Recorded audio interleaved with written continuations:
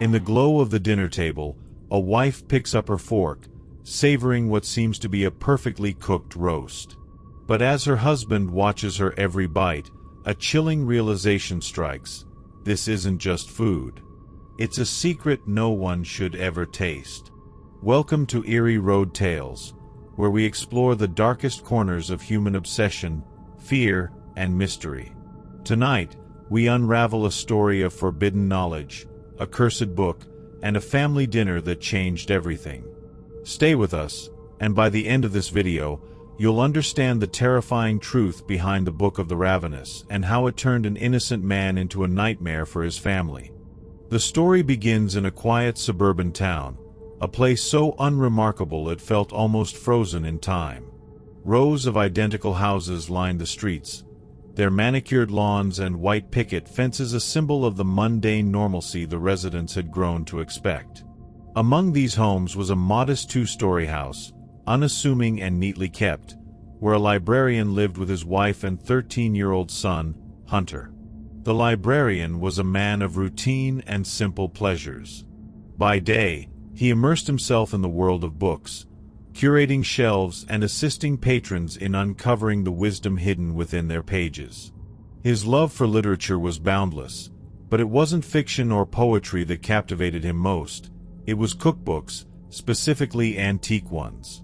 To him, these relics were more than mere collections of recipes. They were snapshots of history, cultural artifacts that told the story of human ingenuity and taste. His study was a sanctuary for these books. The shelves groaned under the weight of his collection, each volume meticulously arranged by region and era. French patisserie guides from the 19th century sat beside tattered English recipe compendiums, while handwritten manuscripts with fading ink occupied places of honor. His wife tolerated his obsession, though she made it clear the rest of the house was off-limits to his acquisitions. It was a compromise he accepted gladly, finding solace in the hours he spent cataloging and reading his beloved books. But for all his passion, there was a growing restlessness within him. His collection, as vast as it was, lacked a certain spark, a centerpiece that would set it apart, something truly unique. This longing drove him to scour estate sales, flea markets, and storage facilities, always in search of the one book that would complete his library. It was during one of these excursions that everything changed. The day was unremarkable, the air heavy with the scent of mildew as he navigated the dimly lit aisles of an old storage facility.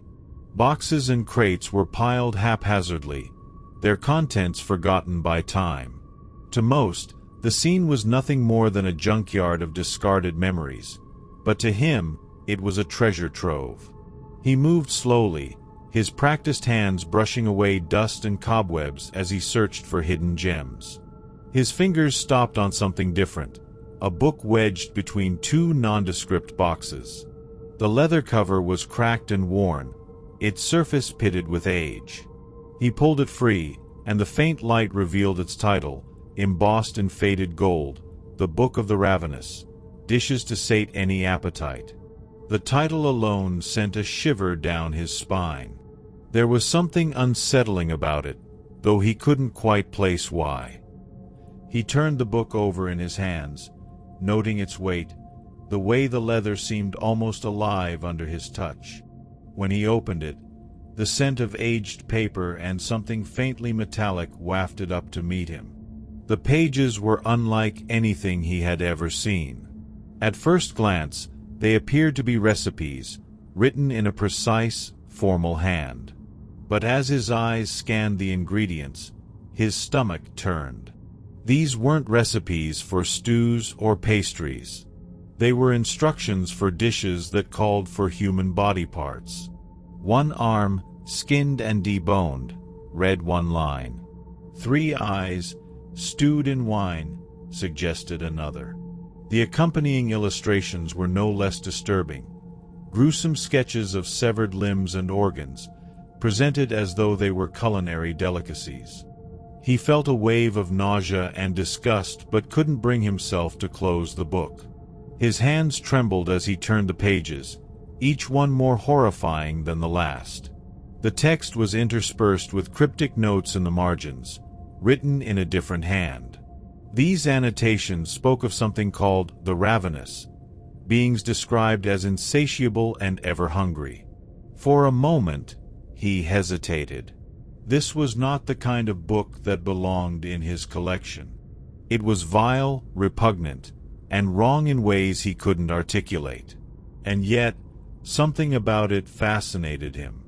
The historian in him wanted to understand its origins, to uncover the story behind its creation. The collector in him saw it as a once-in-a-lifetime find, something no one else could claim to possess. Against his better judgment, he purchased the book and brought it home. He told himself it was just another oddity, a conversation piece to show his wife and laugh about later. But deep down, he knew that wasn't true. There was something about the book that felt alive, as though it had chosen him as much as he had chosen it. At home, he placed the book on his desk, its leather cover seeming to pulse under the dim light of his study lamp. He couldn't bring himself to put it on the shelf with the others. It didn't belong there. For hours, he stared at it, the grotesque images and unsettling words replaying in his mind. He told himself he would leave it alone, let it gather dust like so many others. But even as he thought this, he knew it was a lie.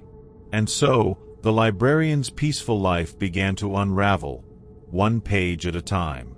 The man who had spent his days surrounded by knowledge and order was now caught in the grip of something darker, something that whispered promises he couldn't ignore. The Book of the Ravenous had found its way into his life, and nothing would ever be the same again. At first, the Book of the Ravenous seemed like an odd, if grotesque, addition to the librarian's collection. He told himself it was just a bizarre artifact, something to study and perhaps laugh about in the safety of his study. But the deeper he delved into its pages, the harder it became to view the book as a mere curiosity. The recipes were unlike anything he had encountered before. Where other cookbooks spoke of spices, meats, and grains, this one listed body parts with chilling specificity.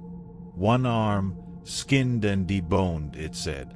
3 fingers, minced finely. Each instruction was grotesquely detailed, as though the author had a disturbingly intimate knowledge of human anatomy. The librarian found himself lingering over the intricate diagrams, organs labeled like cuts of meat, severed limbs presented as though they were fine delicacies.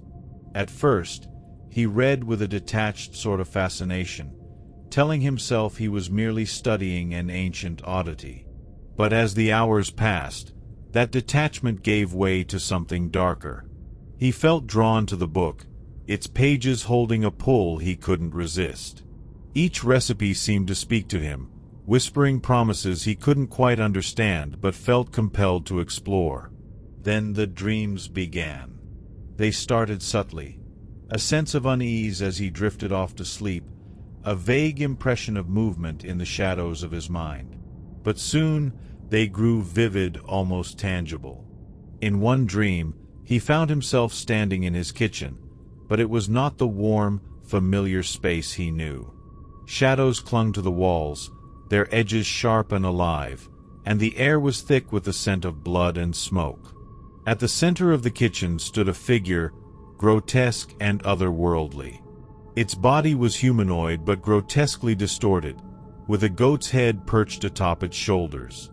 The creature was calm, almost clinical, as it worked with a knife, carving into what looked unmistakably like a human arm. The librarian watched, frozen, as the creature turned its head toward him, its eyes glowing with a cold, menacing light. "You've seen the recipes," it said, its voice a guttural rasp that seemed to reverberate through his skull. "The hunger calls to you. Will you answer?" The dream ended abruptly, jolting him awake in a cold sweat. But the images lingered, vivid and unshakable. Night after night, the dreams returned. The goat-headed figure was always there, its presence a dark reminder of the book's contents. Sometimes it was joined by shadowy forms, the Ravenous, as the book had called them. They surrounded him, silent and watching, their hunger palpable. The librarian's waking life began to unravel. His obsession with the book seeped into every corner of his mind, leaving little room for anything else. He would sit at his desk for hours, the world outside his study fading into insignificance as he pored over its pages. The recipes no longer repulsed him. Instead, they intrigued him. He wondered about their origins, their purpose, who had written them, and why. Inevitably, his obsession began to affect his cooking. For years, he had taken pride in crafting elaborate meals for his wife and son, pouring love and care into every dish. But now, his heart wasn't in it. The meals he prepared became rushed, thoughtless. It started with small things, overcooked vegetables, under-seasoned meat. His wife noticed, but she didn't say much at first. Everyone has off days, she told herself, brushing it aside. But the off days turned into off weeks. Dishes that had once been bursting with flavor became bland and uninspired. Even the presentation, which he had always taken such care with, grew sloppy. His son, Hunter, began to complain. "Dad, what happened to your cooking? This chicken tastes like cardboard." The librarian would shrug, offering vague excuses about being tired or distracted. But his wife wasn't so easily placated. She began to watch him more closely, noticing the dark circles under his eyes, the way his hands sometimes trembled as he stirred a pot or chopped vegetables. It wasn't just his cooking that suffered. His behavior around his family became erratic. At dinner, he would sit in silence, barely touching his food, his gaze distant. When his wife tried to engage him in conversation, he would respond with curt, distracted answers, his mind clearly elsewhere. One evening, as she cleared the table, she found him in the study, hunched over the book with an intensity that sent a chill down her spine. She asked him what he was doing, but he quickly closed the book, muttering something about research. The tension in the house grew palpable. His wife began to feel as though she was living with a stranger, the man she had married disappearing before her eyes. She tried to reach out to him, to pull him back from whatever dark place he was sinking into. But every attempt was met with indifference or irritation. And all the while, the dreams continued. Each night, the goat-headed figure grew more vivid, its voice more insistent. The Ravenous pressed closer, their shadowy forms a constant presence at the edges of his mind. "Feed us," they seemed to say, their hunger a weight that pressed against him even in his waking hours. The librarian's decline was slow, almost imperceptible to anyone outside his home. But within those walls, the cracks were widening, and the life he had built was crumbling under the weight of his obsession. The book had taken root in his mind, and it was only a matter of time before it consumed everything. If you are enjoying the story, please don't forget to hit the subscribe button and turn on the notification bell. One night, as the librarian sat alone in his study, the house eerily quiet around him, he found himself lost in the pages of the Book of the Ravenous. The dim light from his desk lamp cast long shadows across the walls, making the illustrations on the pages seem almost alive. His fingers traced the recipes, each one more grotesque than the last, while his thoughts spiraled into darker places. The whispers of the book seemed louder than ever, urging him to act, to feed the hunger it had awakened within him. Then came the knock at the door. It was sudden, jarring, pulling him from his trance. He froze, his heart pounding as he stared toward the hallway. Another knock followed, hesitant but insistent.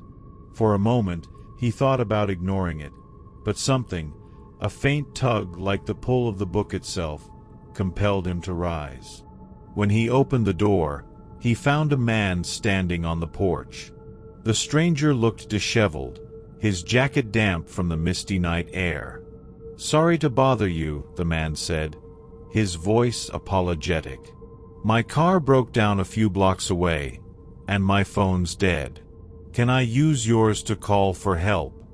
The librarian stared at him, his mind racing. The man's words barely registered. All he could think about was the book and the opportunity standing before him. It was as if fate had delivered this stranger to his doorstep, a living, breathing answer to the whispers that had haunted him for weeks. "Yes, of course," the librarian said, his voice steady despite the storm raging in his thoughts. "Come in." The stranger stepped inside, oblivious to the predatory glint in the librarian's eyes. The man spoke, thanking him for his kindness, but the librarian wasn't listening. His mind was already mapping out the next steps, the instructions he had memorized from the book's pages. What happened next was a blur, a descent into a darkness he could no longer resist. The stranger never made it to the phone. The librarian's actions were methodical, almost mechanical, as though he were merely following a recipe. He subdued the man quickly, his heart pounding in his chest as he carried out each step with chilling precision. The kitchen, once a place of warmth and comfort, became a scene of horror. The butcher's knife he had used for years to prepare meals for his family now gleamed with a sinister purpose. The instructions from the book guided his every movement: what to cut, how to prepare, and how to present the final result. His hands shook, not with fear, but with a strange, almost euphoric determination. By the time his wife and son returned home, the evidence was gone. The kitchen was spotless, the air filled with the aroma of a carefully prepared meal. Plates were set, candles lit, the table arranged with a precision that hadn't been seen in weeks. His wife paused in the doorway, a flicker of surprise crossing her face.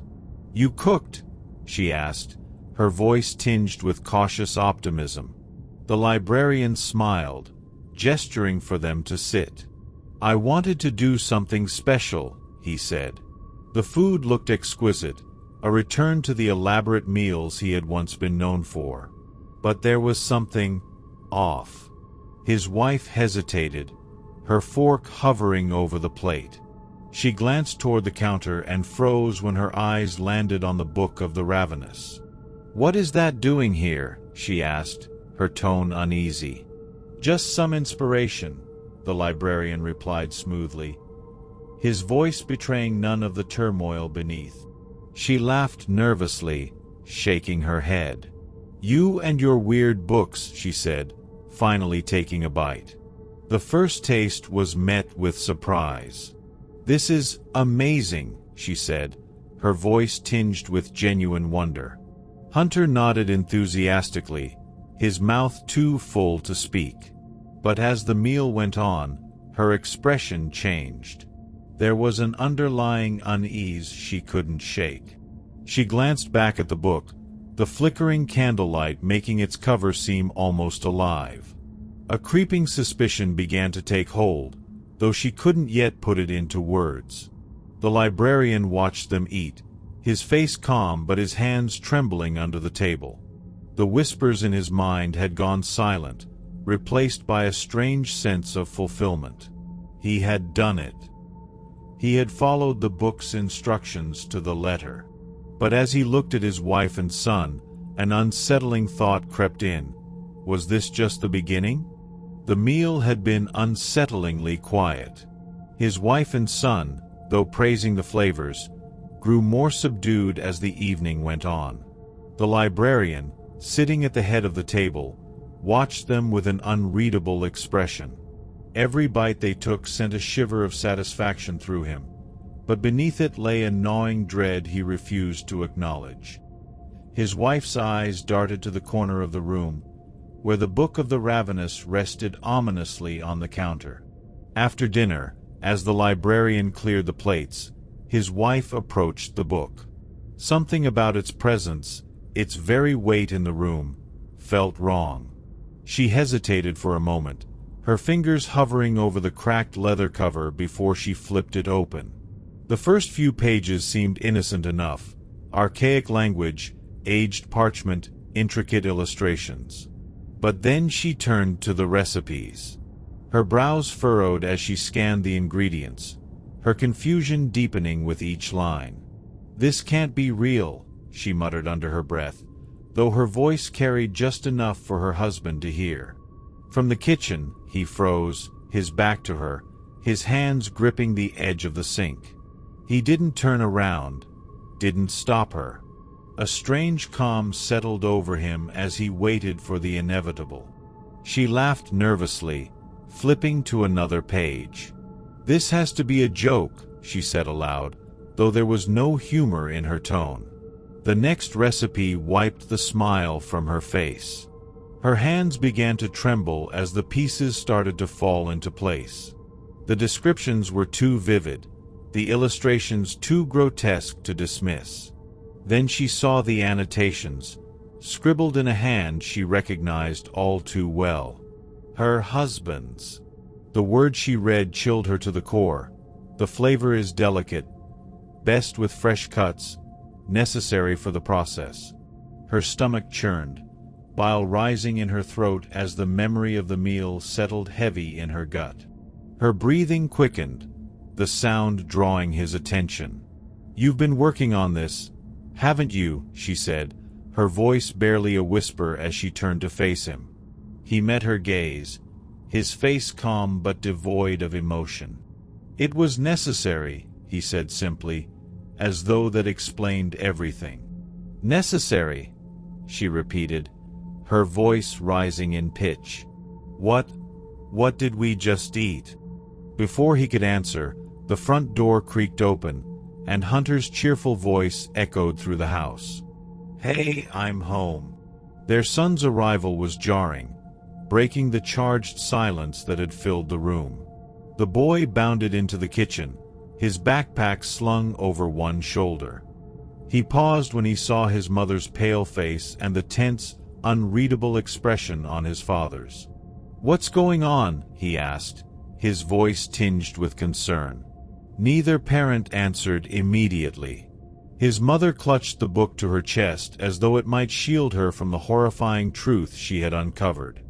His father remained silent, his eyes fixed on Hunter, a flicker of something dark and unreadable passing over his face. Hunter's gaze drifted to the table, where a single leftover plate remained, bits of the evening's meal still clinging to its surface. "Dinner smelled good," he said, his voice faltering slightly. "What was it?" His mother's lips trembled, her hands gripping the edges of the book so tightly her knuckles turned white. She opened her mouth to speak but found no words. It was as if the air had been sucked from the room, leaving only a suffocating silence. Hunter looked between his parents, his brow furrowing in confusion. "Mom, Dad." It was the librarian who broke the silence. "It was special," he said, his voice eerily calm.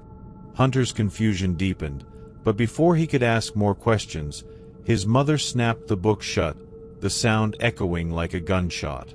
"Go to your room," she said abruptly, her voice shaking. "But now," she shouted, her voice cracking under the weight of her fear and rage. Hunter hesitated, his eyes wide with shock, but he obeyed, retreating upstairs with a nervous glance over his shoulder. The sound of his footsteps faded, leaving the parents alone once more. "You've lost your mind," she said, her voice barely above a whisper. Tears welled in her eyes, but they were tears of anger, of betrayal. How could you do this to us?" He didn't answer, his expression unreadable. The man she had known for years, the man she had built a life with, was gone. In his place stood someone she didn't recognize, someone capable of unthinkable acts. "What happens now?" she asked, her voice trembling. His gaze shifted to the Book of the Ravenous in her hands.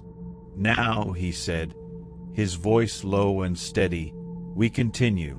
"Continue?" she echoed, horrified. "This has to stop. Whatever this is, whatever this thing has done to you, it ends here." But deep down, she knew it wouldn't. She could see it in his eyes, the pull of the book too strong to resist. The whispers that had consumed him were now a part of him, and there was no turning back. So, what do you think? Was the librarian merely a victim of his own obsession, driven to madness by the weight of his desires? Or was there something darker at play, something supernatural that reached out through the Book of the Ravenous to claim him and his family? Let us know your thoughts in the comments below. Was it madness or malevolence? And remember, the scariest things aren't always in the shadows. Sometimes, they're right there in the kitchen, waiting to be served.